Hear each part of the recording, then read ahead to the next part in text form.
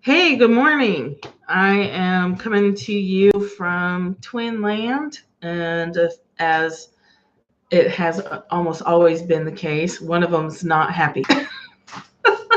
One of them's not happy, so there may be some activity in the background. If you're new to me, my name is Michelle Wolf. You can find out about everything I do on thatmichellewolf.com.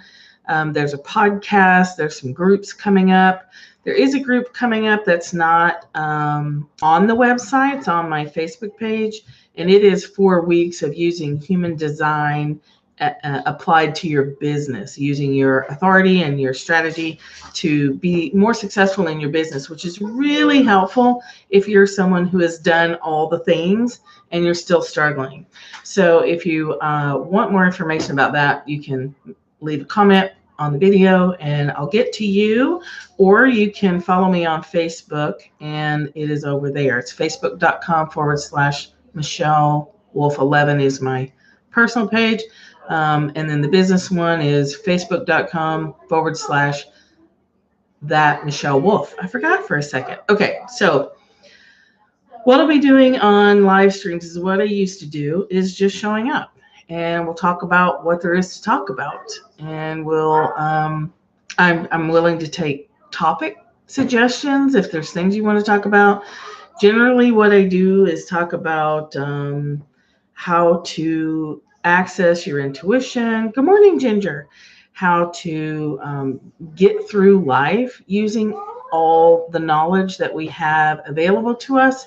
Good morning, Catherine. In a more effective way. So how to deal with when we're telling ourselves stories, how to deal with when we have past trauma that's creating stories that's getting in our way. Generally speaking, people who follow me are trying to build some kind of business.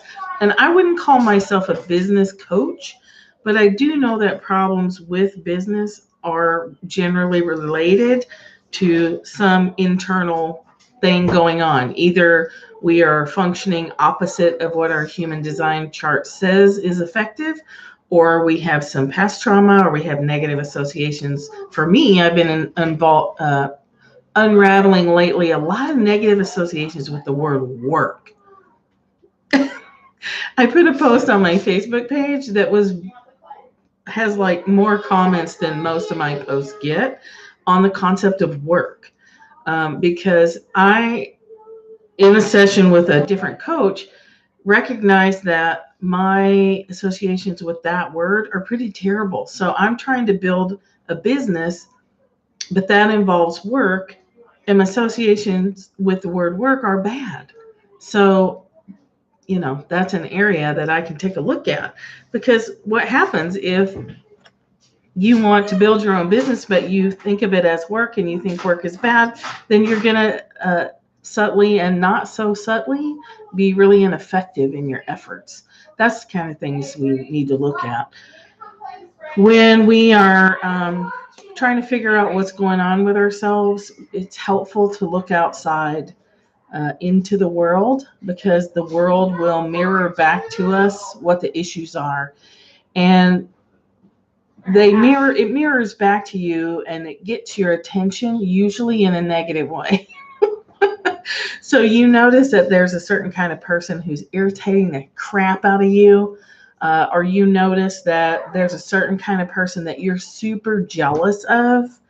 And all those are messages that there's parts of yourself trying to communicate to you in that way, in that your brain goes to that type.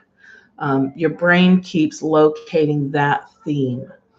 And sometimes it's a habit, but a lot of times, especially in the beginning of your personal growth, it's a message. You can take it as a message. You can take it as information that, okay, I'm always jealous of this particular type of person.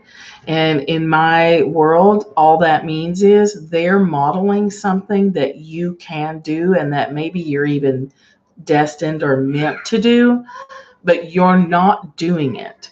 And the conflict then shows up as jealousy and comparison, compare and despair habits on Instagram and things like that. So let's have a crying kid in the background. Thanks for being a good sister. That's how it's going to go on if I'm down here and we're doing live streams. So today's might not be very long. I just wanted to jump back into the live stream world because I'm better live. I don't write good marketing copy, and people tend to find me when I'm doing live streams. It's okay. It's okay. I warned everybody that it was going to be. It's not my favorite either, but it's the way it is. Fell on her sword and I'm gonna play with him.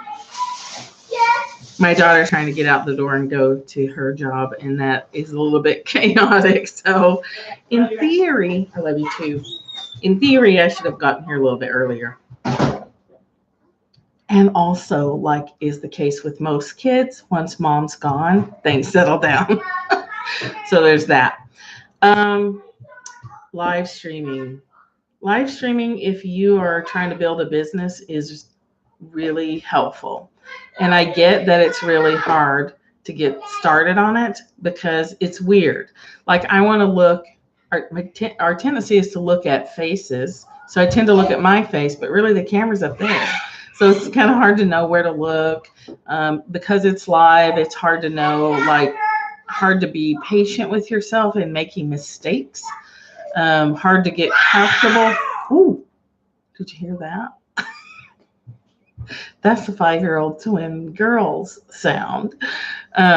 It's hard to feel comfortable making mistakes when people are watching you and you know it, and you know that you can't fix it in the moment. You just have to stumble along and get through it. But here's the thing. Most people don't mind. Most people are not expecting a polished product on a live stream because it's live. It's like live TV. Mistakes happen. You forget what you were going to talk about. There's kids throwing fits in the background. There, life is happening all around you. For me, I like live streams because of that. I'll give you an example. I love Patty Lennon, Lennon. If you're not following her on Facebook or on her mailing list, check her out. She's a great sales teacher with integrity, and she acknowledges the role of source energy or the divine or God, however you want to talk about that. That extra, all that is in terms of our business. So, and she's very practical and down to earth and just great. So she did a live stream that was wonderful. To hear the tantrum? That's a tantrum cry, and we ignore tantrum cries. If it turns into a real cry, I'll cut you all off and go handle it. She did a live stream for her sales process, which is excellent because her live stream classes are really master classes. And she does talk about whatever program's coming up, but it's not in a pressury, weird way like a lot of webinars are. You're getting a full class. And it's just good stuff. So she did a live stream and the slides weren't working. And she was just winging it, which I thought was excellent. She did a great job. And I wasn't able to stay until the end. So I got the replay, and it was so different that I left a comment in her group. Like, is this the same? I want to make sure I'm watching the same thing because the energy of this one is so different than the one that I was watching. And she said, yeah, she had re-recorded it. So, and the re-recorded one is just fine too. But there's an energy on live streams that is different. It feels more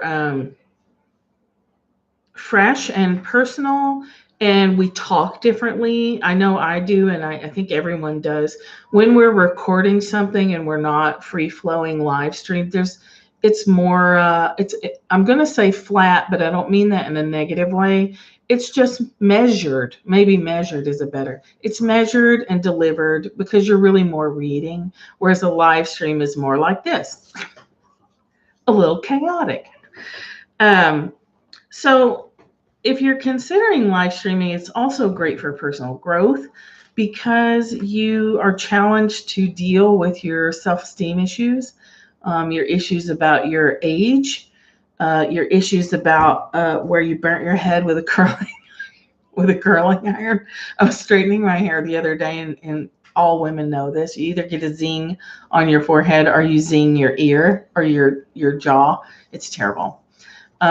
In the beginning, I would have taken the time to cover that up. Like I would have put concealer on it and I would have worried about it. I don't care anymore. I'm just a person. And I worry that when we spend a lot of time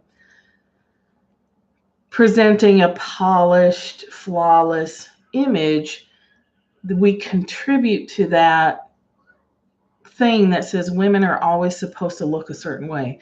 You're not supposed to look your age. You're not supposed to show your sunspots or your curling iron burn spots. You're not supposed to have gray hair, all those things. And you're not supposed to have these forehead wrinkles. I don't want to be a part of that industry, a part of that social engine that tells women that their faces are wrong. That said, there's absolutely nothing wrong with wearing makeup and presenting a very polished professional image. It's all your choice, and I think it's the intent where it comes from. I've talked about this before, but it was on my mind this morning because I see a few women who use so many filters that they end up looking cartoonish, like a caricature of themselves, and their natural glowing beauty is wiped away, literally erased by the filters that you can use on Instagram and photo apps and things where you can filter away the true appearance of your face. Good morning. That bothers me, and here's why. I know those women, and I know that they are incredibly beautiful. And then when all those filters get applied, they become something else, a little Barbie dollish. Not that they're not still beautiful, but it's not the rich, complex beauty that comes from having lived a life this many years. I'm 52 or 53, I always forget. I can't remember how old I am. I know I'm over 50. I think I'm 52. Anyway, these women are actually younger than me, and the filtering of the faces makes me feel a little sad. So it's like there's so much of that natural beauty that shines on a face, that shows on a face that's made it past 30 years of age. But that's right when the marketers start targeting you. My daughter's already doing it. I was teasing her yesterday that she is following the marketers' path that say once you hit 30, you need to start using anti-aging stuff. You don't. You can, but you don't. At 30, you do not need to be using deep wrinkle treatments because you don't have deep wrinkles. So I will sometimes show up with my hair done and my makeup on. I do have, Beauty Counter lipstick on almost always because I love it. But I'm careful to show both. We can be both. We can show up with no makeup and my hair up and a curling iron burn and whatever wrinkles I have today. That's okay. I can show up with my hair blown out, lots of makeup, everything looking great, a better shirt, more put together, and that's okay too. The thing that I'm always like nagging on is the intention. If your intention is just to be who you are for the day, some days you're going to look like you've been on a 3-day bender, even if you haven't. And some days you're going to look like you just left, the hair and makeup studio on a movie set. And some days you're going to hit it somewhere in between. The thing is, there's no insecurity energy in that. You're just showing up how you are for the day. You're just showing up as you on a Monday, Wednesday, or Friday, or whatever it is you are for that day. You're not doing all the stuff because you're afraid of how you'll be seen if you're not. You see the difference? Like when someone is showing up like highly polished and professional and you can feel something a little bit off, sometimes what you're feeling and sensing, that person might not even be aware of it, but their insecurities are shining through. You're feeling that very subtle internal nervousness that they have to be a certain way and look a certain way. So they'll be projecting this persona. I hope I'm explaining this correctly. I guess, and the same thing with the highly filtered photos. To me, the highly filtered photos, if they're consistent and there's never any like just natural light photos, to me that screams insecurity, and that makes me sad. Hi, Tina.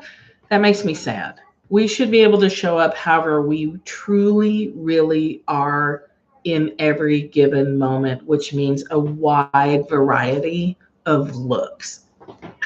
The other day, I live in the woods and I had a trail camera set out because I had a black bear come through and just create such a mess. But I didn't want to get some pictures of him because I didn't have my camera when I saw him the night before. Anyway, whatever. I've got a trail camera on my porch, and it's pointed on the stairs so that I can see the little animals that come up and down the porch all night. Lots of possums, lately some raccoons, and they end up eating the leftover dog food. Well, one morning I forgot it was there. So Michelle Shoemaker is saying there's a difference between taking care of your skin and embracing your natural beauty versus obsessing about getting older and wrinkles and feeling something should be different than it is. Exactly. Take care of your skin.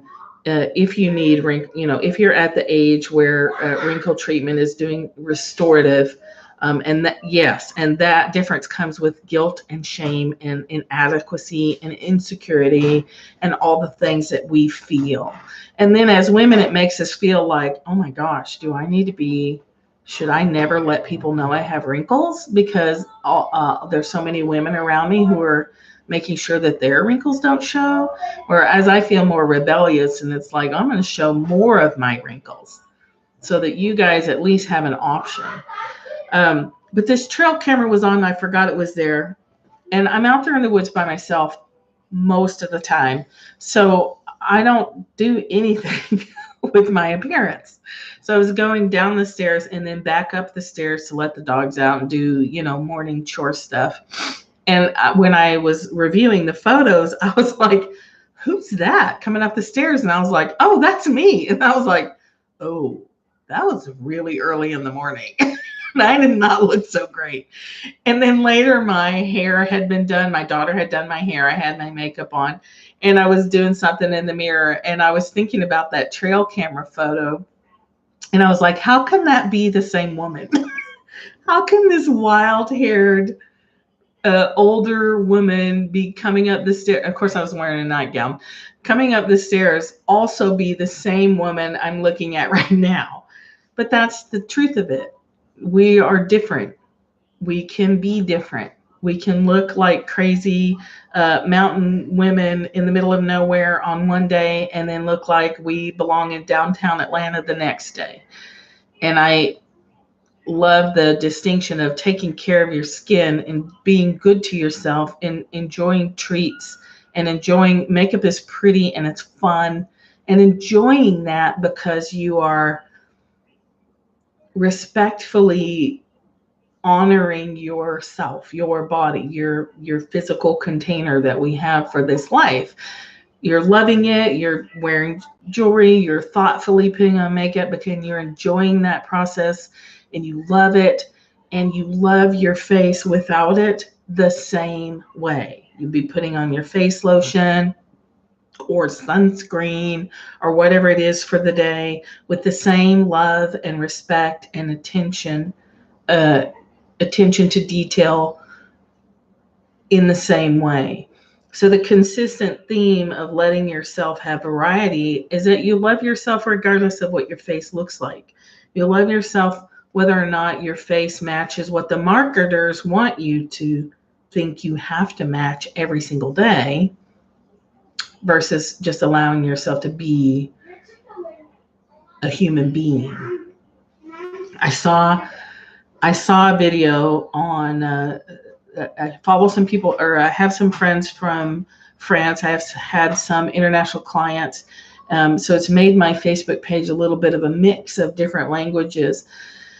And there was a video the other day of a French man who had a big beard and he was hairy, and he was talking about, and it was in French, so I missed, the detail. But the gist of it was men can be hairy and yet women are still required to shave everything and pluck everything. And I am not about to stop plucking my chin. Let me just tell you, I do not like it. And the older I get, the more there is to pluck.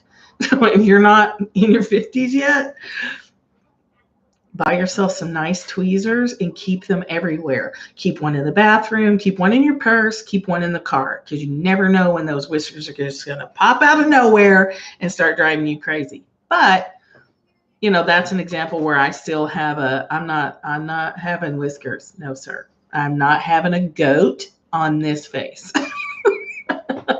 But he was talking about that even in overseas. So it's not just Americans that do that. It's Europeans that do it too. Although I think there's a little more freedom overseas for women to be unshaven.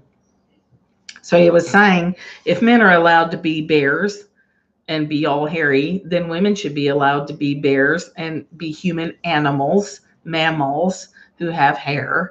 And they should be able to have that hair without feeling guilt and shame about being furry. We're furry. I don't think I'm going to stop shaving my legs, although I do in the winter. I don't think I'm going to stop shaving my armpits either. But I do question it. Like, I find it a little bit amusing that the thought of not shaving feels wrong in my system. It feels wrong. And then if you think about that more deeply, that feeling of wrongness was given from outside. There's no animal on the planet that feels wrong for having hair except us. And then men struggle, men who have hairy chests and struggle with the movie industry that has them, have no hair on their chest, although I think that's changing to some degree. But it creates insecurity for men too in different ways. If they're hairy, they feel bad about it. If they have hair on their back, they feel bad about it. There's no other animal that I know of. I don't think the bear that periodically tears up my yard is worried that it's hairy. But if the Nair company could figure out a way to make animals feel insecure to buy their product, they probably would. Is it making sense? We have hair, we have wrinkles, we have curling iron burns, we have spots, we have sunspots. We show the markers of life lived on our, something to have choice about.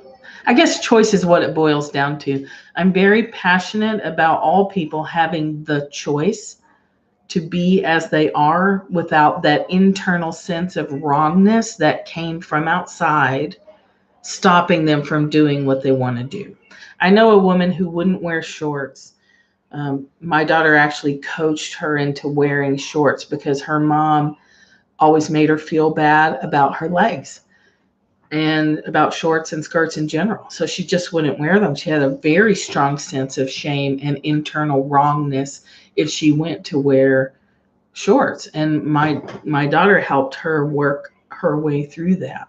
So it can require some undoing of social imprints, of social instructions, and of social mores, norms and mores. Ginger says, bless the animals, they show us how ridiculous we are most of the time. Yes. Who doesn't love a chubby dog and a chunky cat? But we don't usually look at our own butts and go, ooh, that's the chunkiest butt I have ever seen. I love it. We don't usually do that. Why not? Why not look at your butt and go, that is a chunky ass and it's awesome. I love it. So start to challenge. You can start to challenge yourself if you want to. You might totally disagree with me, but if you want to have freedom of choice, challenge yourself when you feel like you have to, when you feel like you are required to do anything. Shave, wear a lot of makeup, Botox your forehead, color your gray hair, whatever it is you feel that you have to do. Or if you don't do it, you feel that guilt and shame, insecurity, inadequacy. You're almost, too ashamed to go outside with no makeup on. Challenge that. At least give yourself the choice. At least get to where you can love yourself and have the freedom to choose how you want to look, because that's how you want to look, not because you're trying not to be different. So, somebody's message got held for review. What did you say? I didn't know that was a thing. This is my first YouTube live, by the way. I have a button here that says I can show it. Let's see. That's so funny. They blocked one of somebody's comments. I don't see anything. It just says exactly. Anyway, something new. All right. So my plan is to start showing up weekly here on YouTube live. If it's great, if it turns out to be a good discussion, I'll probably turn that into the podcast on Fridays, which comes out every Friday. So I'll be here live on Wednesdays. And again, if you want to leave, if you have questions or you want me to talk about something in particular, let me know. Oh, it keeps the trolls away. See, if Periscope, Michelle said that in the comments, if Periscope had a easier way to block and avoid the trolling that happens, I might have gone back to that. Maybe not, because it's still kind of hard to repurpose your content when you do live streaming on Periscope. But man, the trolls, it gets to where you can't even talk because you're constantly having to block the vile and filthy comments that people will say to women. Yeah, it was Ginger, and yeah, her comment was marked exactly and it blocked it. So I'm fine with that. I'll keep an eye on it because I want them to give me that option if something gnarly and disgusting is being said. I think I did okay still talking, but man, it's just hard. And it's not the way you want to start your morning. So you can ask for topics on human design, on counseling, on therapy, on addictions, on coaching, on business stuff. If I can't answer it, I'll hook you up with people who can answer it. Spirituality is a big thing for me. I might grab a book and we'll do if you want me to go over a book, do a book study, let me know. If I've got it, I'm happy to do it. If it sounds interesting to me, I'll go get it. Tina, I'm happy to be live again too. I miss live streaming. I just burnt myself out on it and then couldn't figure out a way to come back to it that felt really good to me. And also YouTube Live used to make you have a certain number of followers before they'd let you go live. They do still make you have, I think, 1,000 followers before you can live stream from your phone. Like I can't live stream from my phone because I don't think I even have 100 followers yet. So that might take some time, and that's what I'm just going to plan on once a week, somewhere between 9:30 and 10 Eastern most of the time. And Ginger said this was great. Thank you. Just want to issue a reminder that you are beautiful whether you have makeup on or not. And you don't have to take a hard line either direction. You just have to take a hard line and being respectful to yourself and making sure that you are choosing from a place of you loving you, not because of some bullshit somebody told you when you were 12. Oh, is YouTube not going to knock me off for cussing? Oh, well. If that's going to happen, we better stop now. All right. We'll talk to you next week. Check out my website, thatmichellewolf.com. If you want in on the human design as applied to building a business, that starts June 4th. And it's only $159 for 4 weeks of live meetings and coaching and a Facebook group and getting your chart read. It's actually only $10 more than having a chart reading from me, and you get 4 weeks of working with it. So if you want more about that, leave a comment. Find me on Facebook, thatmichellewolf.com. Yay! Thank you for being here. And I'll see you next week. Bye. I thought I was saying bye. Let me click the button again. Bye.